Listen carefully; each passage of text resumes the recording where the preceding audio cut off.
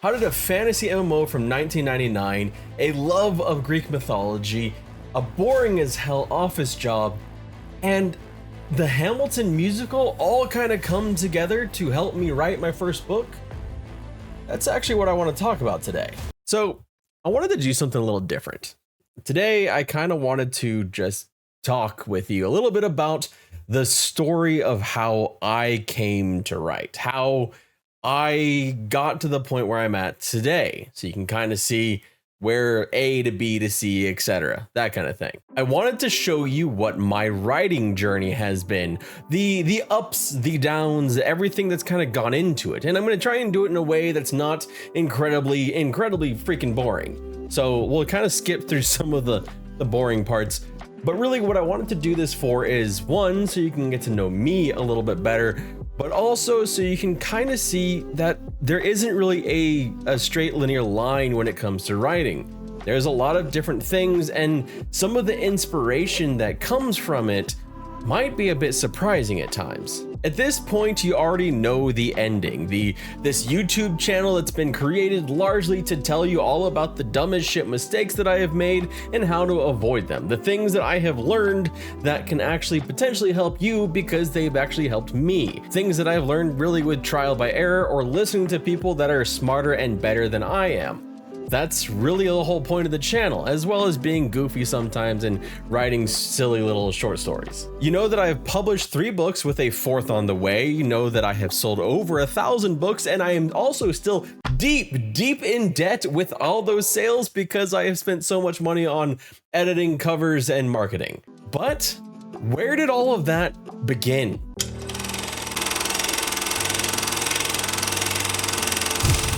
We have to go back to about the turn of the century and the release of a video game of all things, a game called EverQuest. Now, EverQuest is a fantasy MMORPG, a massively multiplayer online role-playing game, a game you logged into and played with friends, and for the time, it was pretty revolutionary. But this isn't a video about its social impacts. It's 2 parts of the game that sparked something in me specifically. 2 things that made me want to read.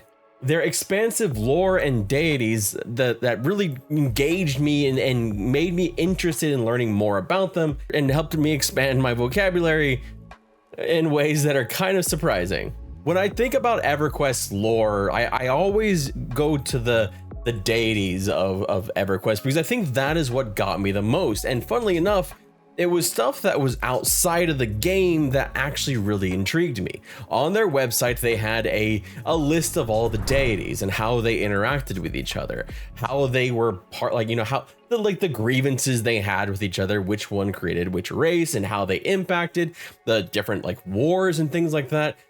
And if you're thinking, you know what, hey, that sounds familiar.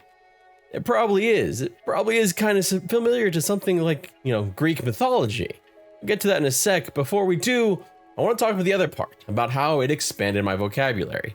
Now, of course, as an online game, a multiplayer game with other people, it led me to type and talk to other people. But beyond that, EverQuest had this really interesting knack of how they would name spells. And so, for example, at a low level, you would have a fear spell. Well, that fear spell wouldn't just turn into fear 2 at a higher level, it would actually turn into trepidation.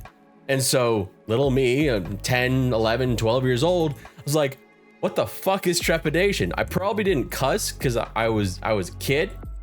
I might have, I don't know. But I was like, what? I don't understand what this word means. What is this? What is this? And then it had kind of in a weird way helped me understand it because I knew what the spell did. It made things flee from me. It scared things.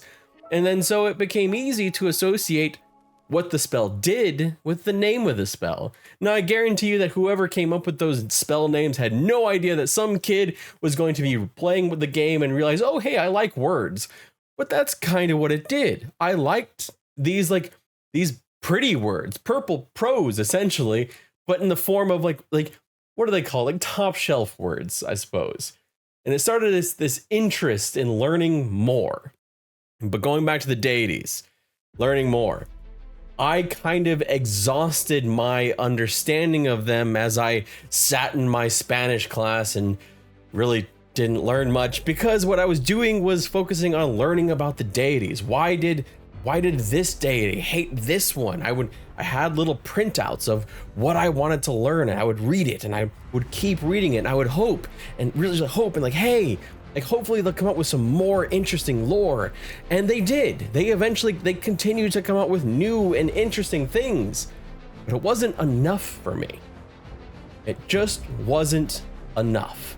It was here in middle school where things really started to change for me, where I started to kind of realize why, when I had read The Hobbit back in second grade, I found it interesting. These created stories, these mythical stories, this fantasy. And it kind of helped that throughout all that, my mom had always had a huge love for Greek mythology. Greek mythology that she had readily on hand when I started getting more and more interested to read. And so I started reading Greek mythology. I was enamored with the stories, the drama, the high stakes, the frailty and failures of the gods and goddesses, and how they just fucked shit up for the poor unsuspecting mortals. I still remember so many of those stories, and the way that you would often have these poor souls that didn't really do anything wrong except be in the wrong place at the right time. And how each one, like how these petty grievances would play out on these mystical, like fantastic scales, magic, and just interesting things that really drew me in, and I was hooked. And naturally, Greek mythology led me into fantasy and Dragonlance. I fell deep into the Dragonlance novels, and I really, I resonated with characters within, the deep characterization, and I actually, it was funny because I remember thinking, because I've always been a bigger guy, that, oh, I just wanted to be Ralston. I wanted to be, that's who I want, that, and you know, that's who I was finding myself in, was that character. That was the one I was the incomplete, the imperfect character. And there's a thread here, right? There's a thread so far, because everything that was interesting to me were imperfect characters. Characters that were not the biggest, the bravest, the strongest, the characters that often made mistakes or were downright terrible, like many of the Greek gods or the gods in EverQuest. Things that would, you know, resonated with me were these failures and successes and romances and magic and everything about it. But there is a problem. There is a problem with Dragonlance. You see, it ended. That was the problem. It ended, and I wanted more. And so I decided that if I was going to have to wait for more Dragonlance, maybe I should just start writing something myself. And so I wrote. And I wrote badly. Very, very badly. I wrote not fan fiction, because somehow or another I didn't go directly into writing the next parts of Dragonlance that I wanted to read. I wrote things that I kind of was understanding. And that happened to be some of the most atrocious shit that's ever been written. You see, I wrote about vampires because at the time I was also a huge fan of Bram Stoker, and I really liked Dracula. And so I guess I combined that with fantasy and with, you know, teenage libido. And I wrote awful, awful works, but it was a start. It was essentially like my first little attempt at writing anything long. I believe that I got to about 15,000, maybe 20,000 words, which at that time for me was an astronomical amount of words. That was me in high school writing that much. And I even entered it in contests. I thought, like, you know, like maybe this is good enough that I can go and submit this to contests. They didn't win shit. It didn't win any contests, but it did help me get in a couple doors. You know, people started to take my writing a little bit serious. I was offered a position at another school that was arts focused, which I didn't take because of social anxiety. I was also had a very short-lived time at a newspaper, again, because of my writing. And so I was like, oh, you know what? Maybe I have I have this desire to write. I have maybe at least a little bit of talent in it, and I just need to keep working at it. And so I kind of did through most of high school. But then fear started to creep in. Fear of how writing was not a viable career path. Fear that even if it was a viable career path, it wasn't for me. I was not a good enough writer. I would never be a good enough writer to write full time. How could I manage that? I had already been told that it was incredibly difficult to do that. That it's kind of like going and trying to become an actor in Hollywood. Many people will try, but very few will succeed. That it requires not just skill and hard work, but also a fair amount of luck. So I had kind of just figured, maybe by the time I'm going to college, this isn't it. This is a dream of mine. But as I was turning 18, becoming an adult, as it were, I needed to start thinking about more practical things, like how the fuck was I going to eat food? Because that was very quickly becoming something that I needed to worry about, because I was the one that had to find the way to pay for it. And so I spurned schools in the Northeast that I had gone to look at, schools that were focused on writing, schools that would have honed my skills, and instead went to a school closer to home with an idea that I would go to this school and get a job that made sense. I still held on to a little bit of that spark because I went into that university as an English major with the idea of a practical idea. I was going to become an English teacher. I was going to teach English at the high school level because at least that way I would stay somewhat close to what I had wanted to do. The thing that I had already told myself, there's no way I can do this. It's impossible. I'm not good enough. My writing will never be good enough. But maybe I can teach others how their writing could be good enough. And so that's what I did. My freshman year, I was essentially trying to take classes to become an English major. And then I second guessed myself again. I kept thinking, you know what? I'm not getting a grasp on the grammar. It's not something that I'm doing well. I was terrible in my first year, 2 years of school. I was basically failing. I was doing awful.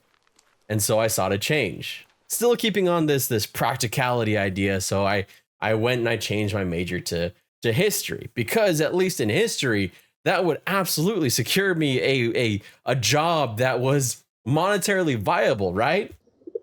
Yeah, history. Great idea. I went on and I completed my bachelor's degree in history. Then I went on and did a master's in history. I learned all about narrative and sources, primary sources, and how that you will ruin your paper if by any way you have a contraction. That was one of the most important things I learned in my master's program in history, is contractions are evil and you cannot use them ever. Like, never fucking use them. So much so that I internalized that, and that became a problem in my early fiction writing because I was still scared of contractions. But I was there and I was like, okay, I've done this. Now I'm going to go and teach. That was my goal. And originally when I was going into that history master's, it was going to lead into a history PhD. But then I kept there was this little voice in the back of my head, a little scrabbling, a little fucking annoying little rat, just scrabbling about in my brain, telling me that I was missing something, telling me that I wasn't doing what I wanted to do.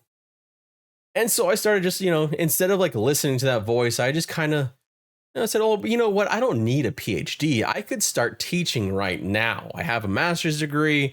I have a bachelor's degree. So that's what I decided to do. Is I decided, okay, instead of going for the PhD, which would make me leave the country and leave my wife, I'm just gonna do this instead. I'm going to stay home. I'm going to find a job as a history teacher. And there was another thing I thought about there. It was like, hey, as a teacher, you know, you have your lunch period, you have time after, you have summers off, right? And so maybe I'd have this free time that I could, you know, have a hobby like writing. And perhaps that because I'm teaching, I would be learning the skills that would help me write. Like my grammar would be getting better.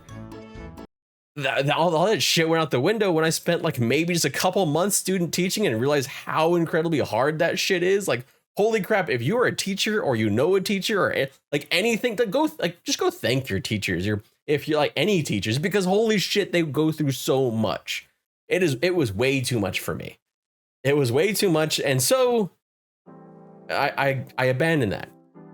I decided, no, that teaching was not for me. So I got a job, an office job, a boring office job, a data entry job.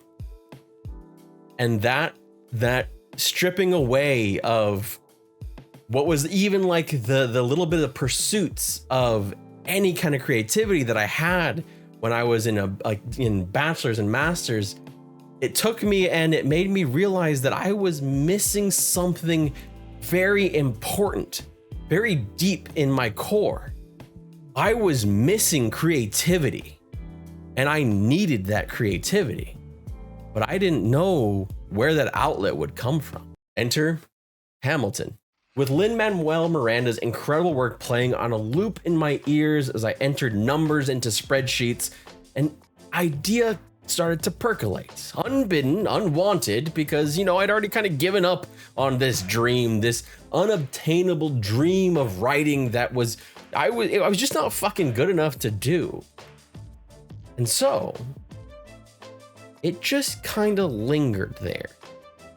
It lingered and it pestered me until finally I was like, you know, what if instead of The Man in High Castle and the way it works out in Hamilton, what if you took the American Revolution and you made sure that the British won?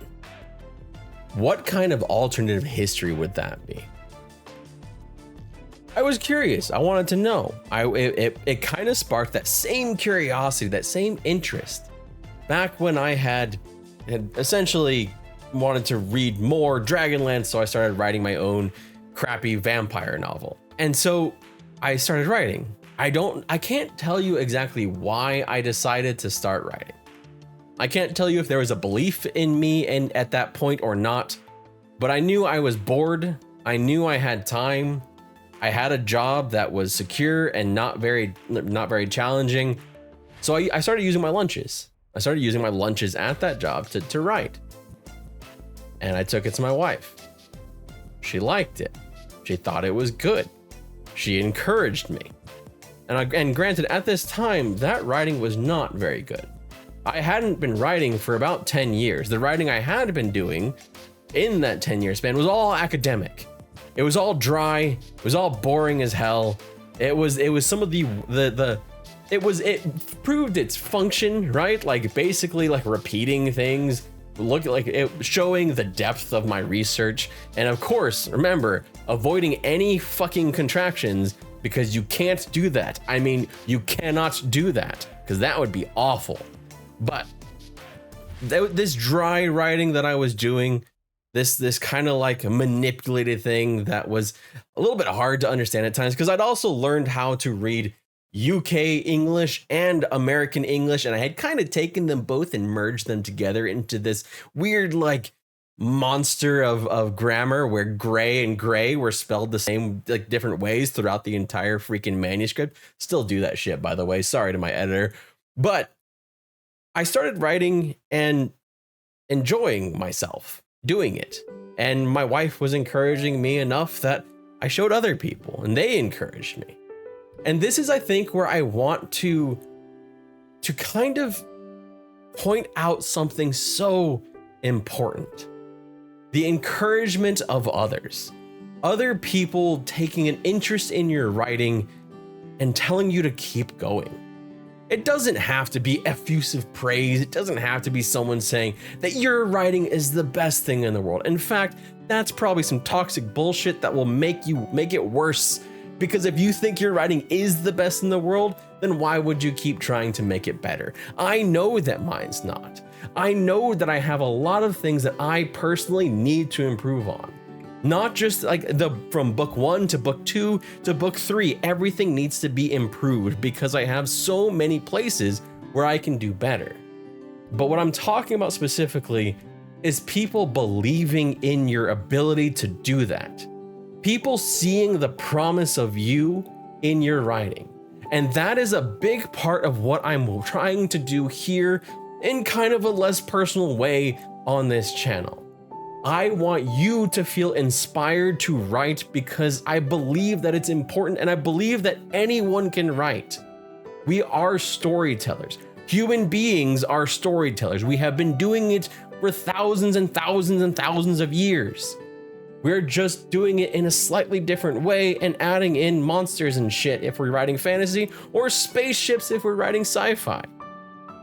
We are telling stories, and we do it on a daily basis all the time. When you tell your partner or your friend or someone about what you've gone through in a day, you are telling a story. So that's why I say that everyone can write, but I also think that we need more of it. We need more people dedicated to writing because we fucking need your stories. We need more beautiful, heart-wrenching, heartwarming stories. I want your books to make me fucking cry. I want your books to make me laugh. And that is why I say, just fucking start writing, because we need your stories. And I think I'll end it there today. I hope this was at least somewhat helpful to see the kind of the self-doubt that comes just with writing, with creativity in general. There is always going to be self-doubt. And that's why I think it is so important, so damn important, to have a support system, to have belief in yourself, probably first and foremost, but then have other people around you that also believe in you. Because in those times when you want to say, I will never be able to do it, you need someone to say, maybe you could. And you know what? Maybe you can. Thank you so much for watching, and I hope you have a wonderful day.